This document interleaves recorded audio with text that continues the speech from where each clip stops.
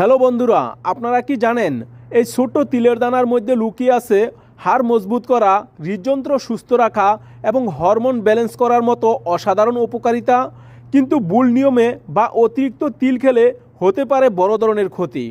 তাই আজকের ভিডিওতে আমরা জানব তিল খাওয়ার উপকারিতা, অতিরিক্ত খেলে কি হয়, দিনে কতটুকু খাওয়া নিরাপদ এবং খাওয়ার সঠিক সময়। এজন্য ভিডিওটি শেষ পর্যন্ত দেখুন। চলুন শুরু করা যাক। প্রথমে জানব তিল খাওয়ার উপকারিতা। তিলকে বলা হয় পুষ্টির পাওয়ার হাউস। এর প্রধান 6টি উপকারিতা হলো: 1 নম্বরে হাড়ের গঠন মজবুত করে। তিলে আছে প্রচুর ক্যালসিয়াম, ম্যাগনেসিয়াম এবং জিঙ্ক। যারা হাড়ের ক্ষয় বা জয়েন্টের ব্যথায় ভুগছেন তাদের জন্য তিল ওষুধের মতো কাজ করে। 2 নম্বরে হৃদরোগের ঝুঁকি কমায়। এতে থাকা মনো আনস্যাচুরেটেড ফ্যাটি অ্যাসিড রক্তে খারাপ কোলেস্টেরল কমিয়ে হৃৎপিণ্ড ভালো রাখে। 3 নম্বরে ত্বক ও চুলের উজ্জ্বলতা বাড়ায়। তিলের ভিটামিন ই এবং অ্যান্টিঅক্সিডেন্ট আপনার ত্বকে রাখে সতেজ এবং চুল পড়া রোধ করতে সাহায্য করে। 4 নম্বরে হজম শক্তি বৃদ্ধি করে। উচ্চমাত্রার ফাইবার থাকার কারণে এটি কোষ্ঠকাঠিন্য দূর করে এবং হজম প্রক্রিয়া উন্নত করে। 5 নম্বরে ডায়াবেটিস নিয়ন্ত্রণে রাখে। তিলের ম্যাগনেসিয়াম রক্তে শর্করার মাত্রা নিয়ন্ত্রণে বিশেষ ভূমিকা রাখে। 6 নম্বরে হরমোন ব্যালেন্স ও শক্তি বাড়ায়। বিশেষ করে নারী ও পুরুষ উভয়ের ক্ষেত্রেই তিল হরমোন ব্যালেন্সে সাহায্য করে এবং শরীরে শক্তি বাড়ায়।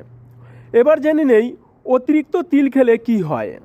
তিল অতি পুষ্টিকর হলেও অতিরিক্ত খেলে কিছু সমস্যা হতে পারে, যেমন 1 নম্বরে ওজন বৃদ্ধি করে। তিলে ক্যালোরি বেশি থাকে, তাই অতিরিক্ত খেলে ওজন বেড়ে যেতে পারে। 2 নম্বরে অ্যালার্জি হতে পারে।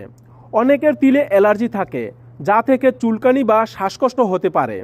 3 নম্বরে পেটের সমস্যা হতে পারে। এতে প্রচুর ফাইবার থাকে, তাই বেশি ফাইবার হঠাৎ করে শরীরে গেলে পেট খারাপ বা ডায়রিয়া হতে পারে।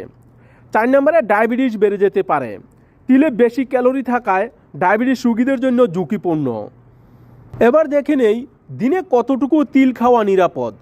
সব কিছুরই একটা নির্দিষ্ট মাত্রা আছে, তাই একজন সুস্থ প্রাপ্তবয়স্ক মানুষের জন্য দিনে 1 থেকে 2 টেবিল চামচ বা প্রায় 15 থেকে 30 গ্রাম তিল খাওয়া যথেষ্ট। এর বেশি না খাওয়াই ভালো। এবার জানব তিল খাওয়ার সঠিক সময় ও নিয়ম। তিল খাওয়ার সেরা সময় হলো সকালে খালি পেটে অথবা রাতের খাবারের পর। এবার যেভাবে খাবেন, তিল হালকা ভেজে নিয়ে সালাদ, দই বা ভাতের সাথে মিশিয়ে খেতে পারেন।